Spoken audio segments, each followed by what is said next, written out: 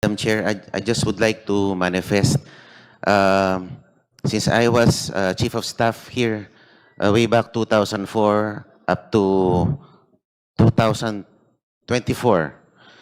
I've witnessed impeachment proceedings against presidents, uh, one ombudsman, one Chief Justice. Pero wala pa po akong narinig na pag-uusap tungkol sa sufficiency in grounds. Ang naririnig ko lang lagi, sufficiency in form and substance. Ngayon ko lang po yata narinig itong bago na rule na ito, sufficiency in grounds. Could you please clarify me on For the this? satisfaction of the Honorable Marcoleta, please allow the Chair to read Section 7 of the Rules of Impeachment of the House of Representatives adopted by the 20th Congress of the Philippines. Section 7, Submission of Evidence and Memoranda.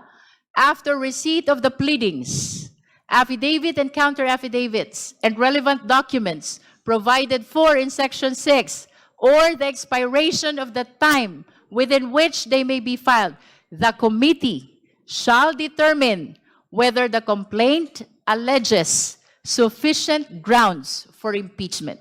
That is for the satisfaction of the Honorable Marcoleta. May I know, Madam Chair, when the rules were promulgated? This not has furnished a been the copy. rules of impeachment of the 19th Congress, which the 20th Congress adopted.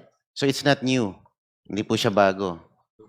This nga- has been part of the previous rules, which were used during the past impeachment processes. Opo, kasi bago lang po sa akin yung sufficiency in grounds. Hindi ko po narinig yan sa mga dating proceedings. Yun lang po. Salamat po.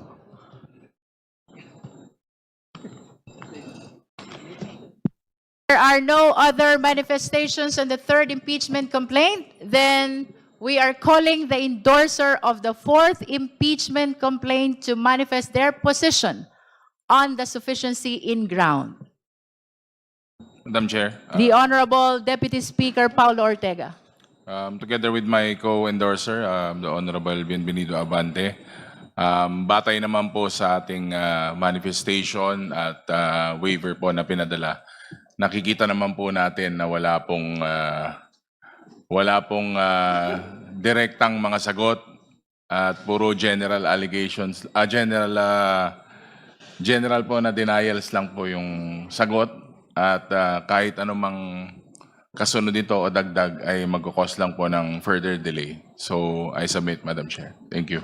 We've heard the position of the endorser of Cabrera et al. Complaint. The floor is now open for manifestation of the justice members on the sufficiency in ground of the fourth impeachment complaint. Madam Chair, The Honorable Ridon. na-deliberate na po previously yung ilan po sa mga punto on due process and yung pong kawalan po ng ultimate facts, supposedly. Yan po yung posisyon ng answer ad cautelam ng atin pong pangalawang Pangulo.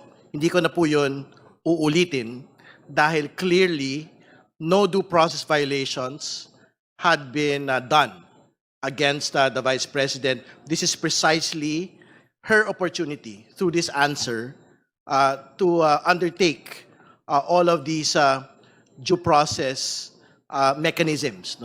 Pero she did not avail of it and had in fact submitted what we deem as a non-answer.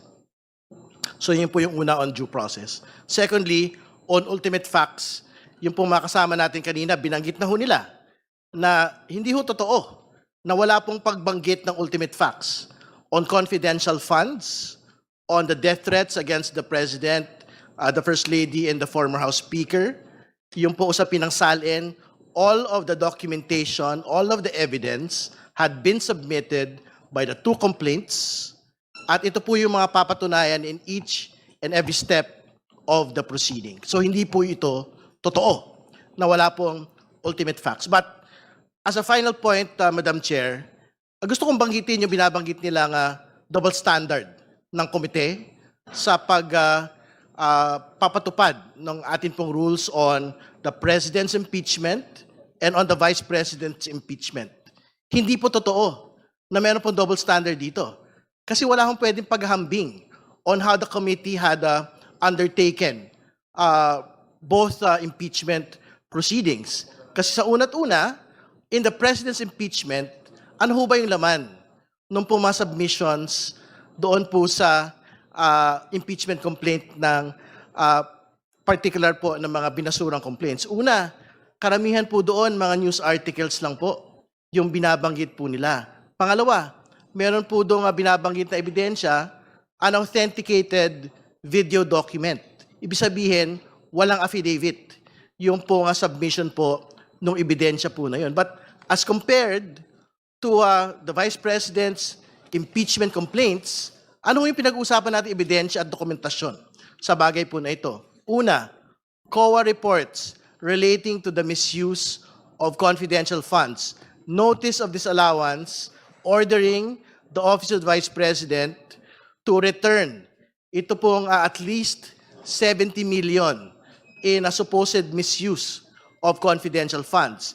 Second, yung pong video documentation of the press conference of the Vice President, kung saan siya po ay nagbanta laban sa Pangulo, First Lady, at dating House Speaker. Video documentation kung saan sinasabi niya na gusto niyang pugutan ng ulo ang Pangulo ng Pilipinas at iba pa hong mga katulad ng mga video documentation. Pangatlo, pagbabanggit po ng Statement of Assets, Liabilities, Net Worth ng atin pong pangalawang Pangulo, kung saan pinag-uusapan po yung paglobo ng kanyang yaman from 7 million in 2007 to 88 million in 2024.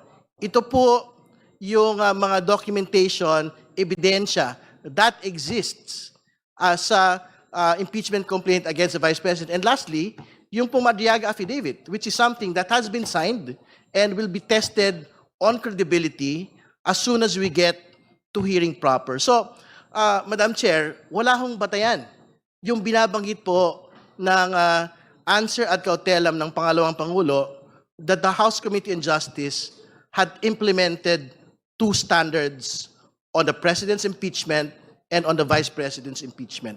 Malinaw po yung standard dito. The standard is based on our rules, on our constitutional mandate, and on the principle of due process and fairness. No? So, tingin ko, the committee should proceed with the determination of sufficiency and grounds, and we have to be able to vote on it today, Madam Chair, and move forward. Maraming salamat po. Thank you. Any other member who wish to manifest on the fourth impeachment complaint? The Honorable Marcoleta. Madam Chair, also, again, a manifestation for clarification with the indulgence of the Chair. Akin pong hinihiling ang clarification ng committee kaugnay ng aplikasyon ng Section 7 ng ating rules on impeachment, particular kung kailan eksaktong nagtatransition ng committee mula sa determination of sufficiency and grounds patungo sa conduct of hearings at reception of evidence. Sa malinaw na basa ng Section 7, matapos ang submission ng pleadings, affidavits at relevant documents sa ilalim ng Section 6 o matapos ang lapse ng period, ang tungkulin ng committee ay tukuyin muna kung may sufficient grounds for impeachment. Kung wala, dapat i-dismiss. Kung meron, saka pa lamang magko-conduct ng hearing kung saan papasok ang examination, cross-examination at compulsory processes. Kaya nais ko lamang malinawan, Madam Chair, kung ang mga tinatalakay at tinatanggap na materyales at references sa puntong ito ay para na ba sa determination of sufficiency and grounds o tayo ba ay de facto na nasa hearing stage na dapat ay nangyayari lamang pagkatapos ng ganong determinasyon. Ang paglilinaw na ito ay mahalaga upang matiyak na ang ating proseso ay nananatiling tapat sa ating sariling rules at upang maiwasan ng anumang persepsyon na ang komite ay lumalampas o naghahalo ng mga yugto ng proceedings na malino na pinaghiwalay ng ating rules on impeachment. Maraming salamat po, Madam Chair. To reiterate, Honorable